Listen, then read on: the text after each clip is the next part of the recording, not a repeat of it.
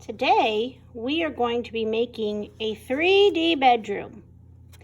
Now, this bedroom can look like your actual bedroom at home, or you can design a new bedroom for yourself. So the first thing you're going to do is you're going to get a white piece of paper, and we're going to fold it in half once.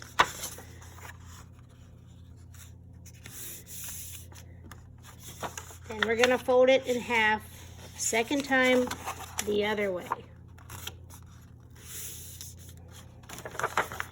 So now you have 4 sections. We're going to take our scissors and we're going to cut one of the sections out.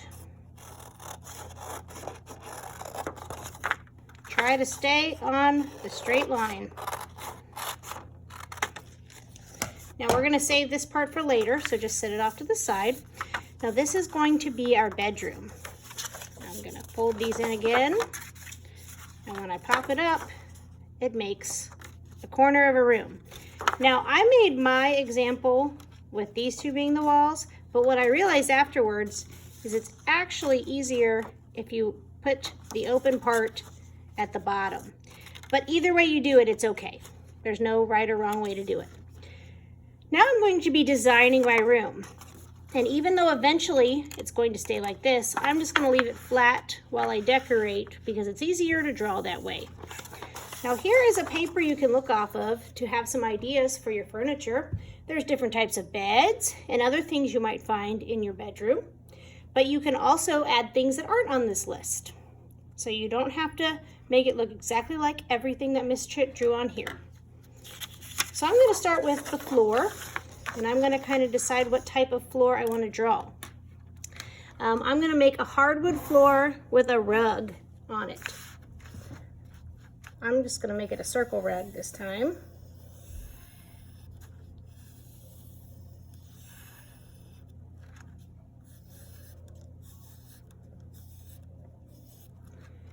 And then I'm going to have wood floors behind it. So wood floors usually have planks of wood. Now if you have carpet in your bedroom, you don't really have to draw many details. You can just color it the color of the carpet.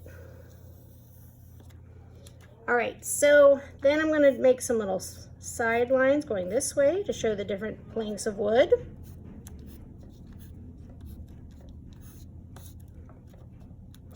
And something I forgot when I drew my details is often your room is kind of messy, so unless you're one of those very clean people. So I'm actually going to erase these lines and maybe draw a few things laying on the floor. For instance, there's often some socks, maybe a pencil, maybe a Game Boy controller or a Nintendo controller of some sort. There might be a half-eaten apple on the floor. Who knows what your room's like? You might be a cleaner, so you might not have things laying on your floor. Maybe over here, there's a shirt. Gonna write go cards. All right, so that's my floor. Now I want to think about the rest of the room. Somewhere in the room you should draw the door so we can get inside of it.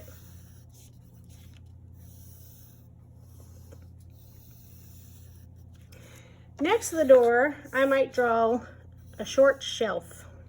I'm thinking back to what my room looked like when I was in high school. But once again, if you want to add things to your room, like maybe you've always wanted a slushy machine in your room, you go ahead and add that slushy machine to your bedroom. I'm going to have a lamp here, so when you walk in the door, you can turn the light on. Maybe there's a picture of me and my friends. I might have some sort of poster on the wall, what my favorite band is. Now you guys might not know this band because it was popular when I was in high school, but I was a big Dave Matthews fan. So I'm going to write Dave Matthews on my poster. Ask your parents about Dave Matthews. Okay, so that's one wall. Oh, but I forgot. What am I going to draw on my shelves? Maybe some books, maybe a box that I keep my jewelry in or something else, maybe a stuffed animal. Depends on what you have in your room, and that's what you can add to your shelf. So now I'm going to go over here and I'm going to add my bed. Now I just had a twin bed when I was in high school, but once again, if you want to give yourself a bunk bed or a day bed or a canopy bed or a car-shaped bed, I think you guys might be a little old for the car-shaped beds, but you never know. So I'm just going to start with my bed right here.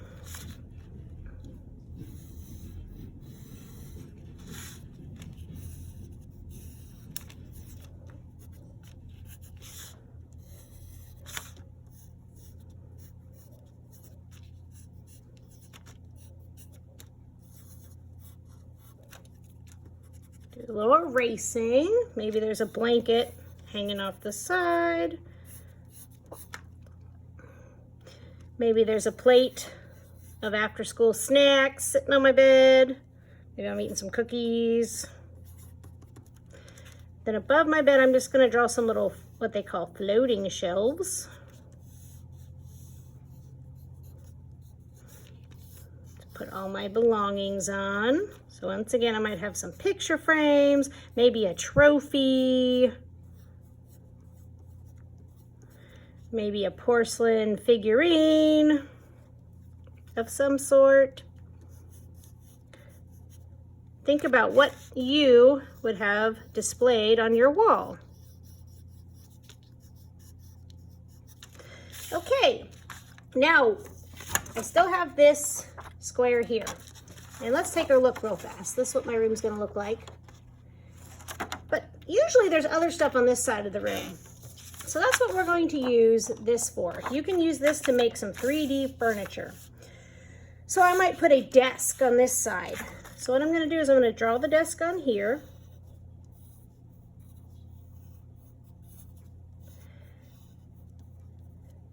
Maybe I'll put my laptop up here. A pencil. And then now this is going to be colored, so I suggest coloring this first before you cut it out, but for time's sake I'm just going to show you what I do. I'm going to cut it out and I'm going to leave some space at the bottom. Now at the top I can cut around these things, but at the bottom I'm leaving it a square, or I should say a rectangle, like that. So then what you can do is you can fold it at the bottom. It's called making a tab. And then when I can glue it down in here and it'll be sticking up. So then I could put that on the side of my room where there isn't furniture.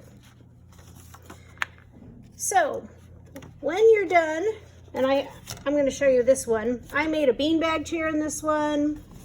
There's my nightstand that's standing up. There's a desk. So obviously this is 3D, but it might be hard for you to carry it home like this. And all I did was to put a little tape on it to make it stay up all together. But if you don't want it to get smashed in your backpack, what you could do is after you're done coloring it, you can kind of just fold it back up. So, and I could even, if this was glued here, I could fold this back down. And then I could just kind of close up my paper, take it home like this, and then when you get home, you can pop it all back up and tape it. That is up to you. So to be finished, make sure you take some time to color your background as well. And when you're done with these, you can take them home, but make sure you go back to Google Classroom and mark that you completed it.